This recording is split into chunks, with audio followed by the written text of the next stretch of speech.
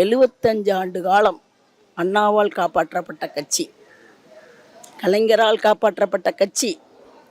இன்னைக்கு இருக்கக்கூடிய திராவிட மாடல் ஆட்சி, தளபதி அவர்கள் மக்களுக்கான ஆட்சி நடத்திக்கிட்டு இருக்காரு. கட்சிக்காரனுக்கான ஆட்சி அவர் நடத்தல. கட்சியில் இருக்கானே தொண்டன், அவன் என்னைக்கு திமுக காரன். நம்மளுக்கு தளபதி பார்க்குறாரோ பார்க்கலையோ, நான் திமுக காரையா அப்படிங்கிற உணர்வோடு இருக்கான். எவ்வளவுதான் அவனுக்கு நீங்கள் பத்திரிக்கைக்காரர்களாக இருந்தாலும் சரி, யாராக இருந்தாலும் சரி, திமுக காரன் தோண்டு போயிட்டான், திமுக காரன் வருத்தத்தில் இருக்கான், திமுக காரன் எதுவுமே செய்யலை, எதுவுமே பயனடையலை. ஆனால் அவன் கொள்கையிலேருந்து மாறவே மாட்டான். புரியுதா? செலந்தி மாதிரி எந்திரிப்பான்.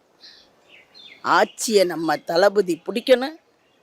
7வது முறையாக திராவிட முன்னேற்ற கழகம் ஆட்சிக்கு வரணும்.